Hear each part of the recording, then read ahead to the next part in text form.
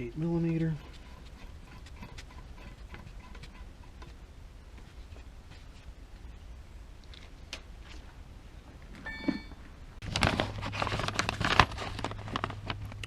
So right here, 55 foot-pounds. 55.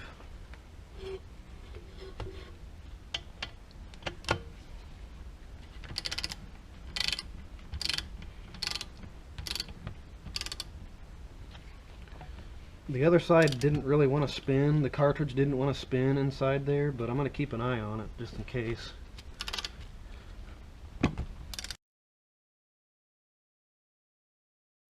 Might be thinking, why isn't he just using a vise? Well, I don't want to mess up my new paint. Ah, there we go. Okay.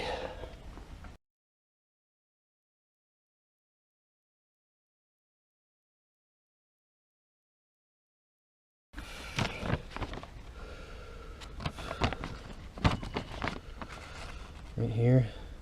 And that's what I did. I don't know. Okay, so there it is. This is now a strut assembly, so let's install the spring now. Okay, so here's a comparison of the Eibach next to what I'm pretty sure is a Firehawk spring, whatever that means. I don't even know what this thing is, but if I'm not mistaken, these coils are thicker than a stock FE3 spring that would have been on this car. But yeah, well, that's it. Let's get the spring compressor set up and start cranking this spring down.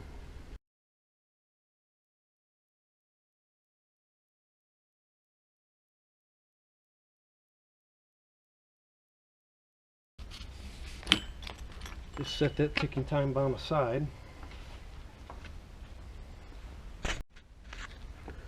So on the 92 and later mounts, I think I've already showed part of this, but so it says, here's your bearing, and then there's this spacer. So that's for this is the thing they sent with this. What I'm concerned with, so as has been discussed already, we're going to use A not on top of B but below it, and then C is this spacer. So it'll go, as it says, against the bottom of the strut mount, and then the bearing with those like this will go on top of that spacer like that. And then see this flat up here, there also is a flat on this spring seat, so this goes like that, and that basically tells you how to orient it. So I could not find new lower spring seats, and I've apparently already lost. There's an old one.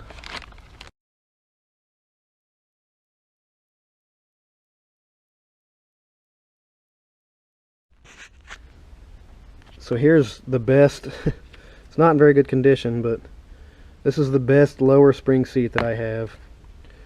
There's your surely obsolete part number there.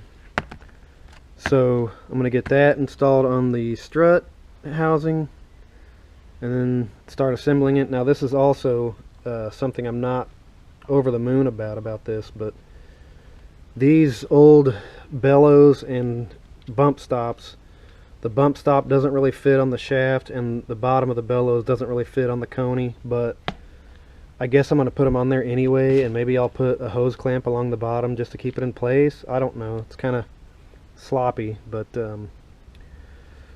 I'd rather have it in place while I can do it and learn that I didn't have to put it there than wish I put it there later and I'm totally screwed. So let me get set up for this now.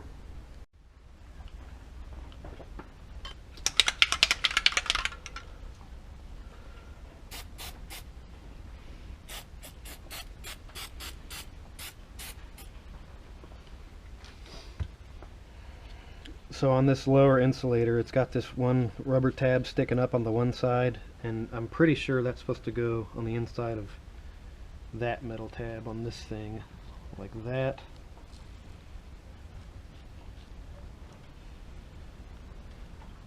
And then this tells you how to orient your spring. So this spring will go on like that.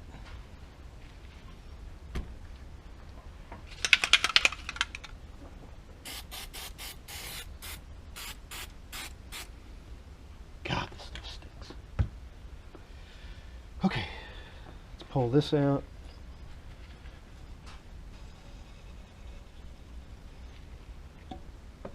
Okay. And then the bellows can only, you have to basically put it inside the spring before you actually put it on there. So let's see, wait, one more thing. I want to go ahead and get this thing.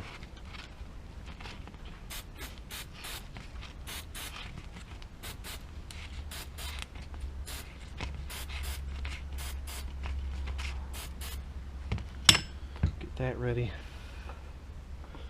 Go ahead and get the mount ready. I need this. These are all the components for the top. I'll show you this here shortly.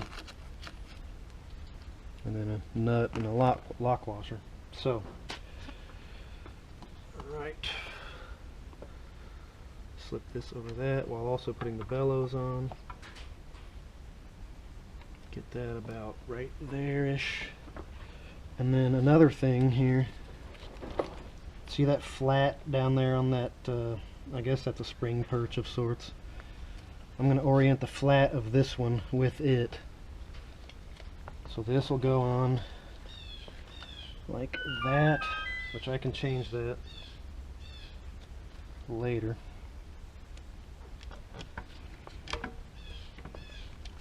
And then the thing that's weird about these conies is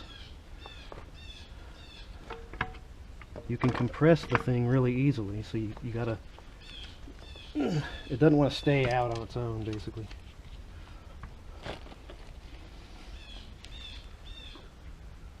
So now what I need to do is get this thing in place.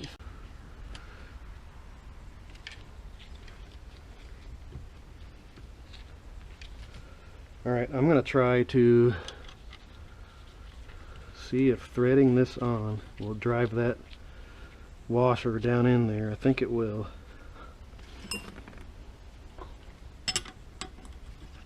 In fact, I'm not impacting this thing. Oop, I don't want to. Now, put our little 9mm thing on there. Just use this to draw that in, which it's not doing. Yeah, go ahead. Bottom out on that thing.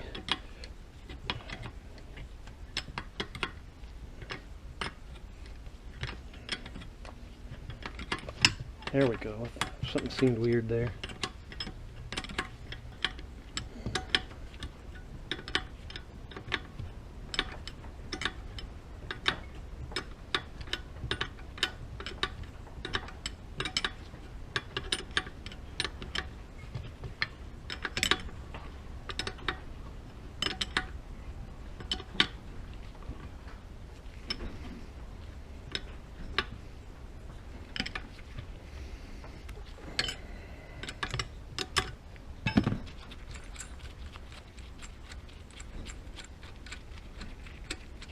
There we go. See how those, the I don't know what you call that T washer thing that I cut, and now this washer are now flush with the shoulder on the coney shaft.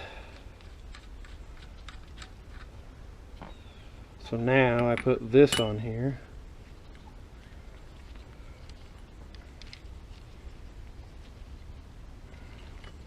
Is that off center with that?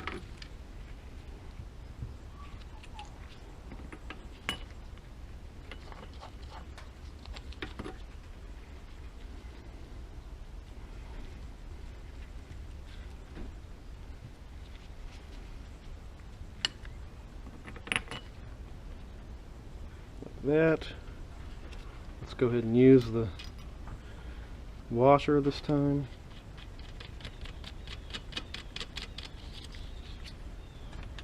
Not impacting it. As soon as we get any resistance, I'm stopping.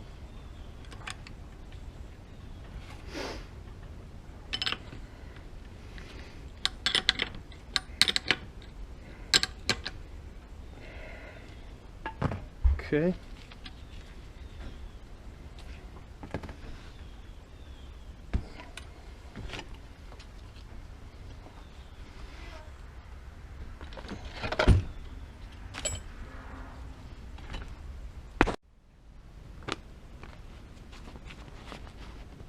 So for this top nut, the conies are an M12, and then of course we've got the lock washer with the nut, and so I'm going to torque these to 37 foot-pounds. And how do you do that when you got to stop the top to stop it from turning with a wrench? Why? With crow's feet, of course.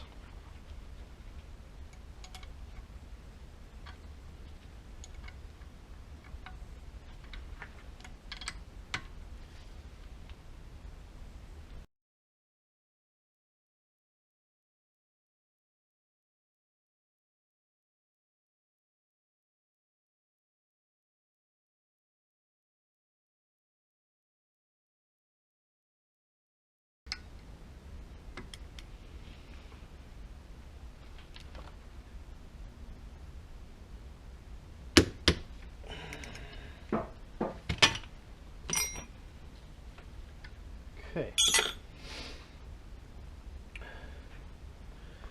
Now, straighten this back up. So these two flats are aligned here.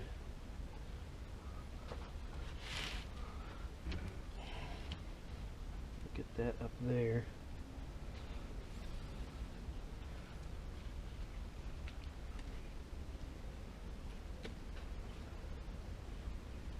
So what I'm looking for is, I want the hook of the bottom hook of this thing to be as far down there as possible, and then I want to line this flat up with this.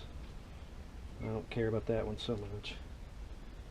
Something about like that.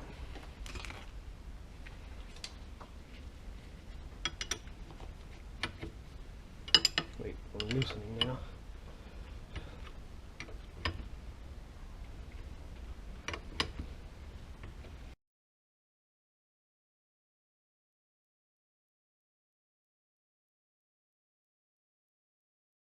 Okay, I also want to check and make sure that hasn't slipped and moved. So I've still got that rubber tab there, if you can see that, on that part.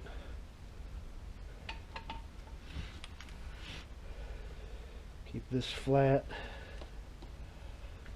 aligned with that.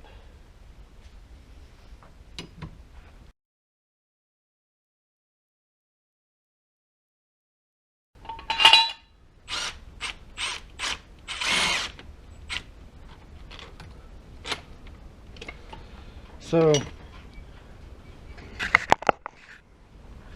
what I found when I did the other side is I can't get this to come out of the spring coils now. So what I did was I just unscrewed the whole thing.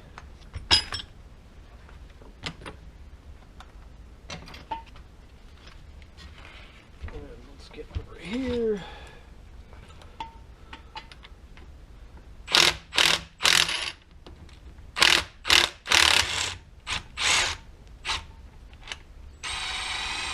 Ah, come on, man.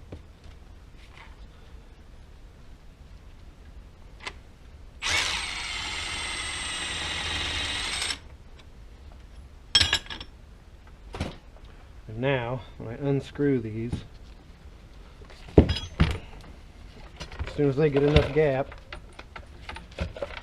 they just fall out. Ugh. And there you go. Assembled strut.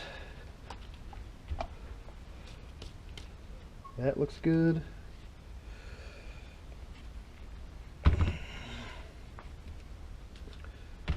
So there's a coney